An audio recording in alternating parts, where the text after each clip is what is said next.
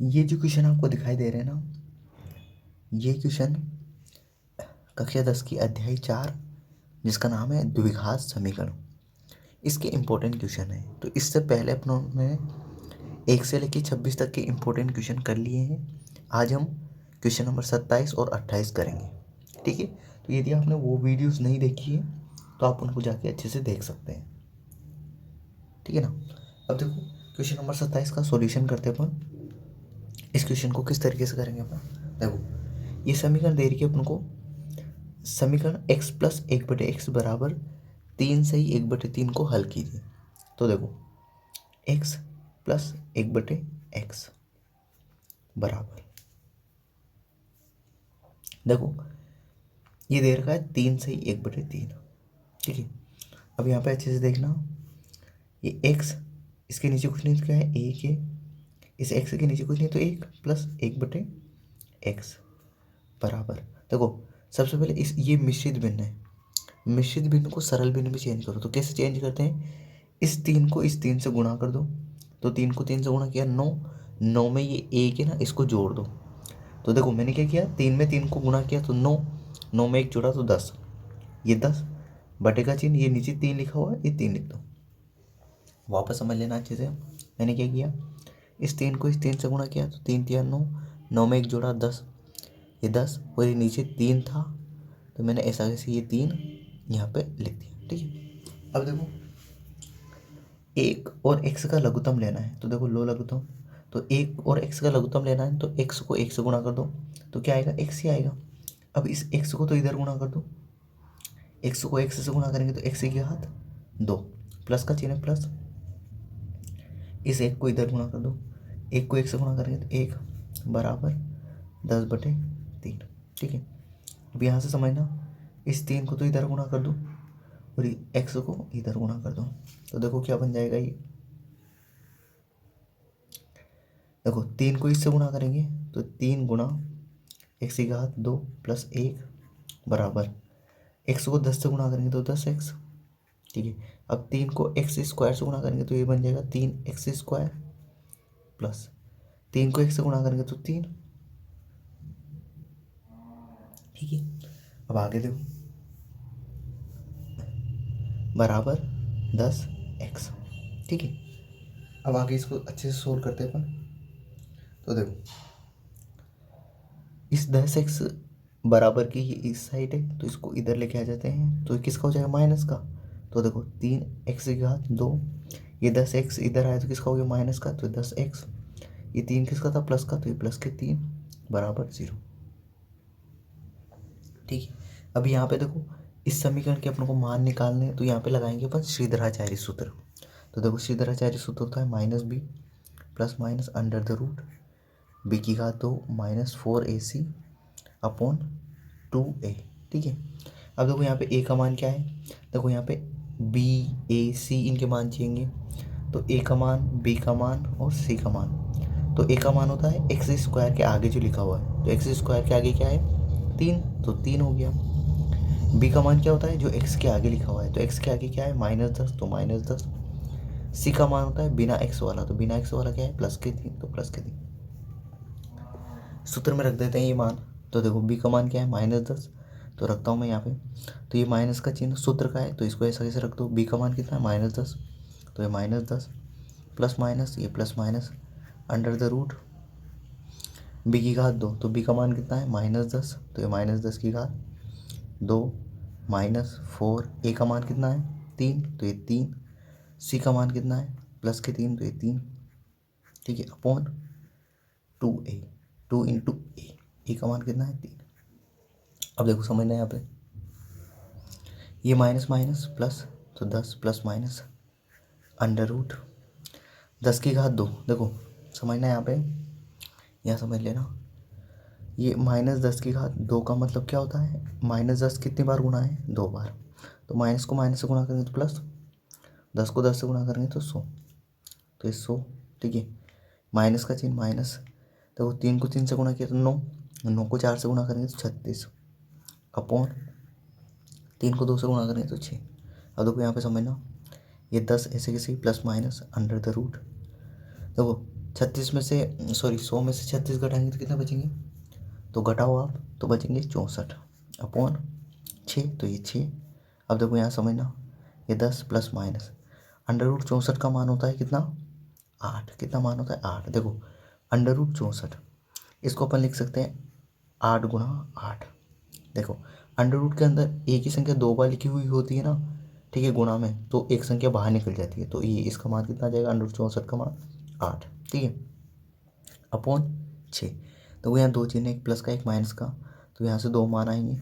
एक बार तो क्या करते हैं, 10 में 8 प्लस का चिन्ह ले लेते हैं, तो 10 में 8 जोड़े तो 18, 18 में किसका भाग देना, 6 का, तो 6 कम 6 6 थी 18, तो यहाँ से मान आया 3, ठीक है। एक बार क्या करते हैं, 10 में से 8 घटा लेते हैं, तो देखो एक बार प्लस का चिन्ह लिया था तो 18 आ गया, एक बार माइनस का चिन्ह ले लो तो 10 में से 8 घटाए तो कितने बचे, 2, 2/6, तो 2 में 2 एकम 2, 2 दिया 6, 1/3 आ गया मान। तो एक मान तो आ गया अपना x का मान कितना आया, 3, और एक मान आया अपना 1/3, तो x के दो मान आ गए अपने, एक तो आ गया अपना 3 और 1/3, यही अपना आंसर है, ठीक है। तो ये पहले क्वेश्चन का आंसर हो गया अपना, ठीक है ना। अब देखो अगला क्वेश्चन करेंगे अपन, ये तो पहला क्वेश्चन आई होप आपको पूरा क्लियरली समझ में आया होगा। अब देखो दूसरे क्वेश्चन पे चलते हैं।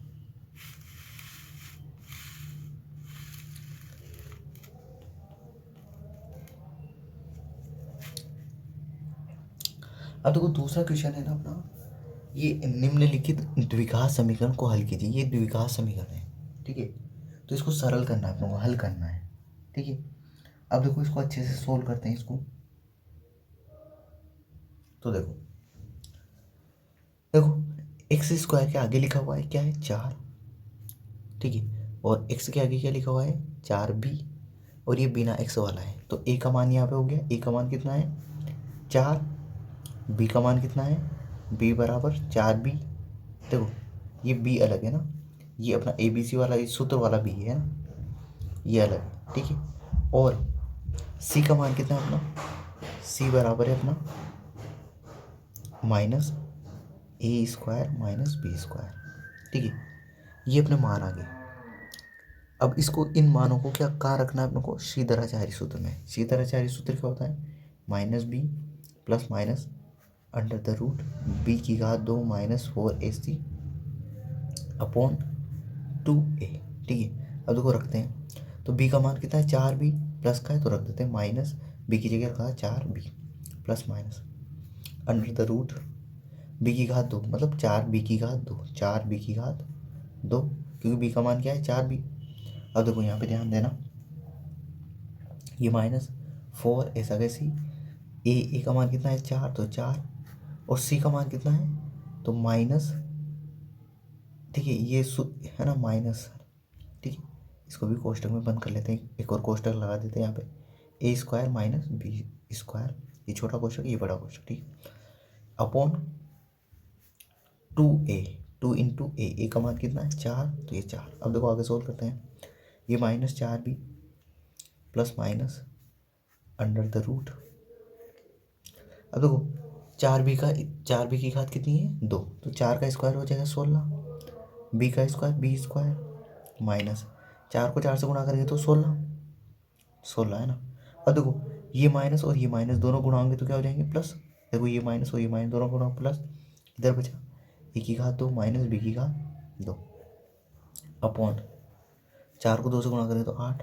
अब देखो आगे सोल्व करते हैं इसको, ये -4b plus minus under the root 16 b की घात 2 प्लस, अब देखो ये 16 ए स्क्वायर से गुणा होगा तो 16 ए स्क्वायर, ये प्लस ये माइनस से गुणा होगा तो माइनस, 16 को बी स्क्वायर से गुणा करेंगे 16 बी स्क्वायर है ना, अपॉन 8 है ना।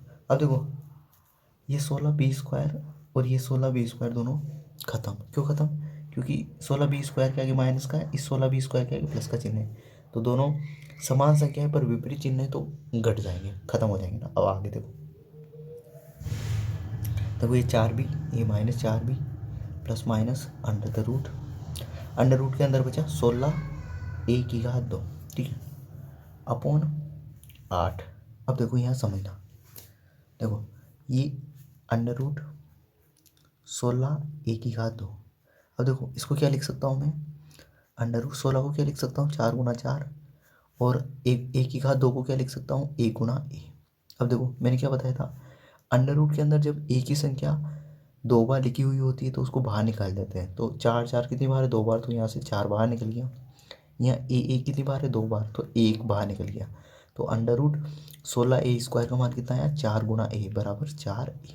ठीक है, तो इसका मान कितना है, √16a² की जगह क्या लिखूँगा मैं, 4a।